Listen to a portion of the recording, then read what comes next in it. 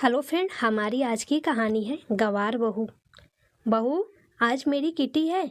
मेरी किटी की सहेलियां आएंगी। सब इंतजाम अच्छे से होना चाहिए। खाने पीने के सामान में कोई कमी नहीं रहे। और हाँ, गवारों की तरह कपड़े पहनकर ना आना उन लोगों के सामने। तुम यह जो 6 मीटर का कपड़ा लपेटे रहती हो वह ना लपेट लेना। तुम साड़ी पहनकर उन लोगों के सामने नहीं आओगी। उन लोगों की बहुएं मॉडल कपड़े पहनती हैं। अगर तुम साड़ी लपेट कर आ जाओगी तो वो लोग मेरा मजाक उड़ाएंगी। इसलिए तुम भी मेरी सहेलियों के सामने मॉडर्न कपड़े ही पहनकर आना। मेरी बात कान खोल कर सुन लो। उन लोगों के सामने ऐसा कोई काम ना करना जिससे उन लोगों को यह पता चले कि तुम एक गवार हो। प्रेरणा की सास ने व्यंग्यात्मक लहजे में उससे कहा।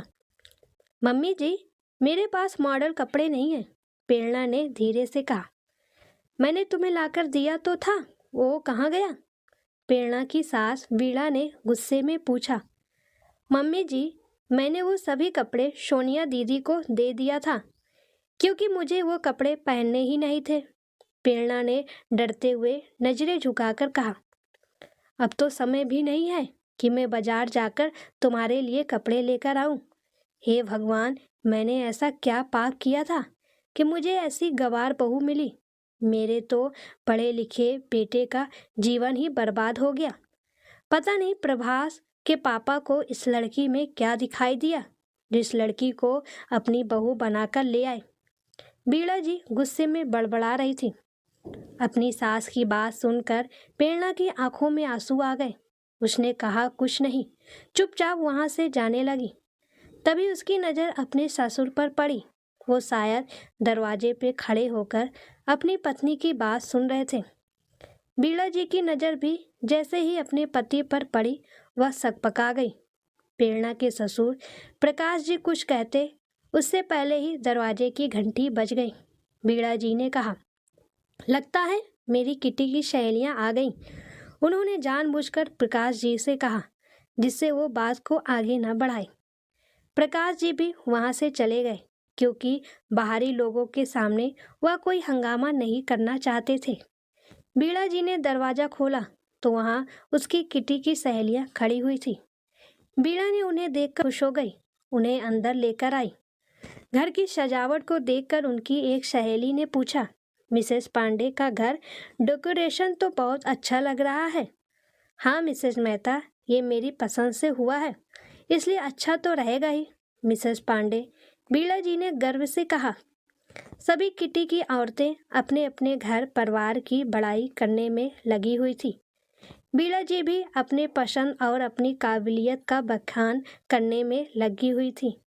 तभी मिसेस मेहता ने पूछा, मिसेस पांडे, आपकी बहू नहीं दिखाई दे रही है, क्या आप उसे हम लोगों से मिलवाना नहीं चाहती? मिसेस मेहता की बात सुनकर बीड़ा जी को न चाहते हुए भी प्रेरणा को वहां बुलाना पड़ा। प्रेरणा ने शिफॉन की साड़ी पहनी हुई थी और अपने लंबे बालों की चोटी गुथी हुई थी। प्रेरणा को साड़ी पहने देखकर सभी औरतें एक दूसरे का मुंह देखकर मुस्कुराने लगी। बीड़ा जी ने सभी के चेहरों की मुस्कुराहट देखकर प्रेरणा को घूरने लगी।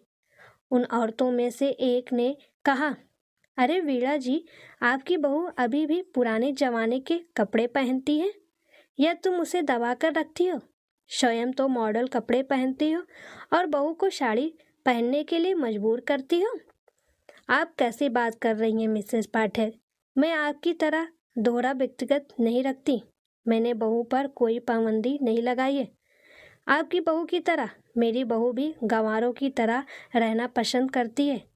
आज उसके कारण मुझे तुमसे ऐसी बातें सुननी पड़ रही है, वरना किसी की क्या मजाल कि मुझे कुछ कहे। आप इस समय मेरे घर पे हैं, इसलिए मैं चुप हूँ, नहीं तो मुझे भी जवाब देना अच्छी तरह आता है। बीड़ा जी ने गुस्से में कहा। अरे छोड़ो, तुम लोग भी क्या बात लेकर बैठ गई। बीड़ा जी की बहू चाहे जो पहने, उसकी मर्जी, इस पर बहस करने क्या जरूरत है, मिसेज वर्मा ने कहा।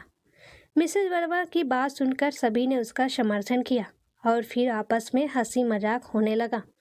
बीड़ा ने संगीत लगा दिया और सभी नृत्य करने लगी। किटी पार्टी शाम 6 बजे तक चली। उसके बाद सभी किटी मेंबर वहाँ से चली गई। अपनी सहेलियों के जाने के बाद बीड़ा जी ने अपनी बहू प्रेरणा को गुस्से में आवाज़ लगाई, प्रेरणा यहाँ आओ। प्रेरणा अपनी सास के सामने आकर खड़ी हो गई। फिर डरते हुए धीरे से पूछा, जी मम्मी जी, क्या बात है? आपने मुझे क्यों बुलाया है? तुमने कसम खा ली है क्या कि मेरी लोगों के सामने बेइज्जती करवाती रहोगी? बीड़ा जी ने गुस्से में दांत पीसते हुए पूछा, मम्मी जी, मैंने आपकी बेइज्जती कहाँ की है? मैंने तो आपकी सहेलियों के सामने कुछ कहा भी नहीं, तब अब ऐसा क्यों कह रही हैं?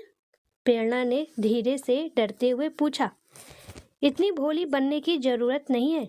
तुम्हारे पहनावे को देखकर मेरी सहेलियों ने मेरा कितना मजाक उड़ाया, तुम्हें पता भी है? और तुम कह रही हो कि तुमने कुछ किया ही नहीं? बीड़ा जी ने चिल्लाते हुए कहा, मम्मी जी, साड़ी पहनने से आपकी बेइज्जती हुई, ये बात मेरे समझ में नहीं आई। मुझे साड़ी पहनना पसंद है। मैं अपनी भारतीय संस्कृति को पसंद करती हूँ। मुझे पश्चात संस्कृति का पहनावा नहीं पसंद है। प्रेरणा ने परेशान लहजे में कहा, तुम मम्मी से जवाब लड़ा रही हो? उसके पति प्रभास ने घर के अंदर आते हुए कहा, मैंने तो ऐसा कुछ नहीं कहा। मैं तो मम्मी जी से इतना कह रही थी कि। प्रेरणा की बात को काटते हुए प्रभास ने कहा, चुप करो। वैसे तो बहुत संस्कारी बनती हो, और जब बाड़ों की जवाब देती हो तो तुम्हारे संस्कार कहाँ चला जाता है? प्रभास की बात सुनकर प्रेरणा की आंखों में आंसू आ गए।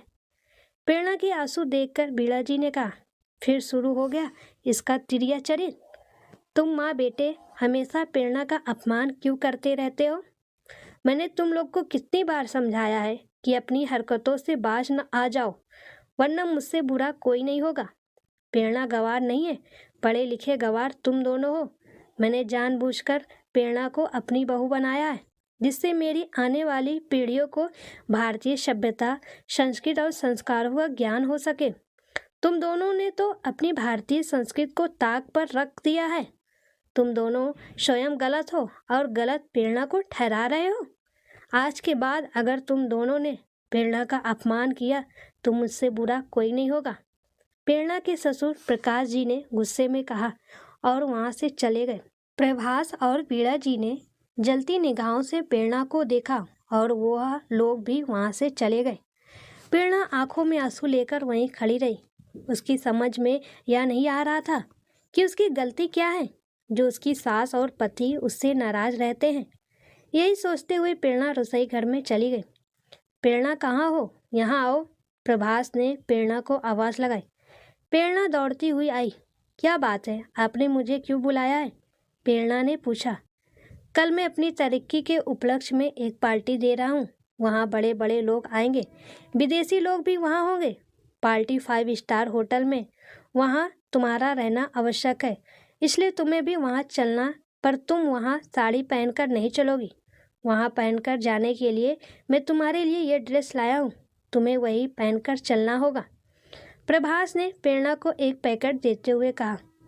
प्रेरणा ने वह पैकेट अपने हाथ में लिया और उसे खोलने लगी। तभी फ़ोन की घंटी बज उठी। सबका ध्यान उधर चला गया। प्रेरणा ने पैकेट रख दिया और फ़ोन उठाया।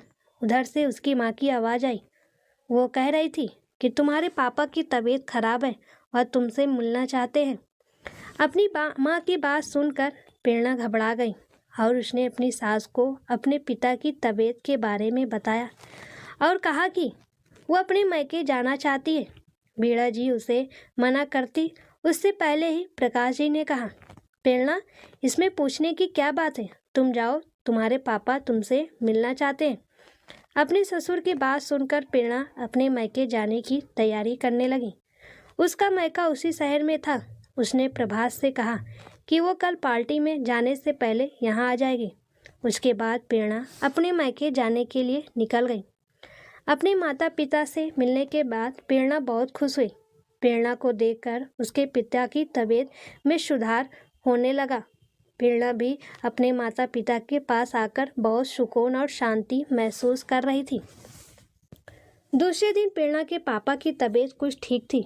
प्रेरणा ने प्रभास को फ़ोन करके कहा कि वह सीधे होटल आ जाएगी। प्रभास ने कहा कि तुम ड्राइवर के साथ होटल आ जाना और वही ड्रेस पहनकर आना जो मैंने तुम्हें कल लाकर दिया था। प्रेरणा ने अपने पापा को डॉक्टर के दिखाने के बाद अपनी ससुराल चली गई। घर में कोई नहीं था, सब लोग होटल जा चुके थे। प्रेरणा भी तैयार होने के लिए अपने कमरे में गई। उसने जब अपनी ड्रेस देखी तो वह चौंक गई। वह एक गाउन था जो बैकलेस था। प्रेरणा ने उसे बेड पर फेंक दिया और अपनी अलमारी से एक कांचीपुरम की साड़ी निकाली। साड़ी क्रीम कलर की थी और उसका बॉर्डर मैरून रंग का था।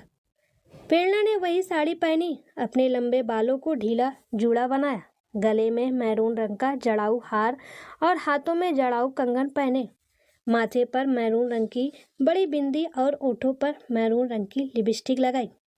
जब प्रेरणा ने तैयार होकर स्वयं को शीशे में देखा तो स्वयं को देखकर शर्मा गई। तभी उसका फ़ोन बज उठा। प्रेरणा ने फ़ोन उठाया। फ़ोन प्रभास का था। कहाँ हो? कब तक होटल पहुंच रही हो? प्रभास ने गुस्से में पूछा।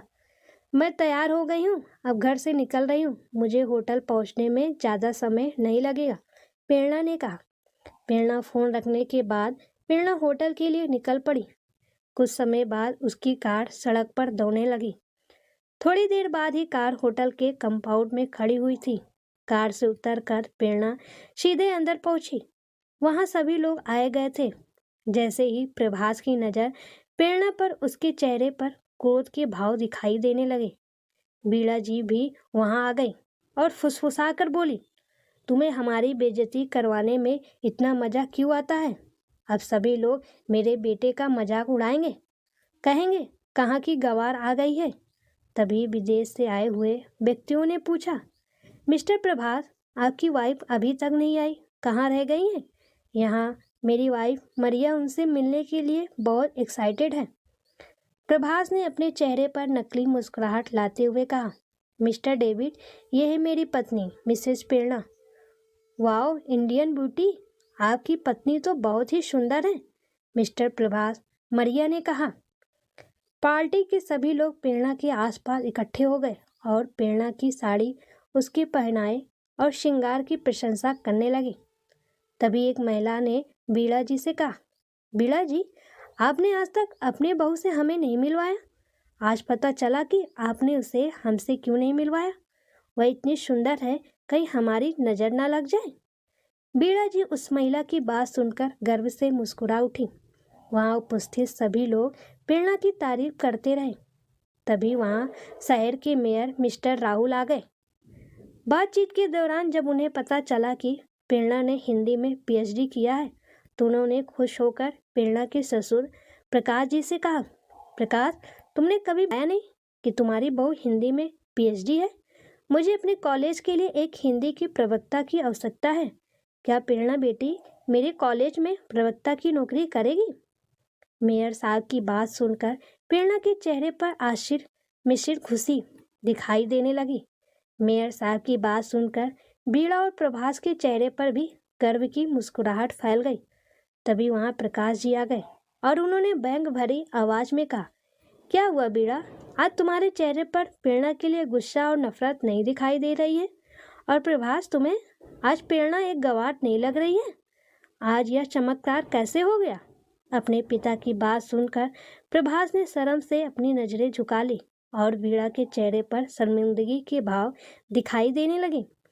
मुझे माफ कर दो प्रेरणा बेटा, हम लोगों के चेहरे पर पाश्चात्य संस्कृत का पर्दा पड़ा हुआ था जो आज उतर गया।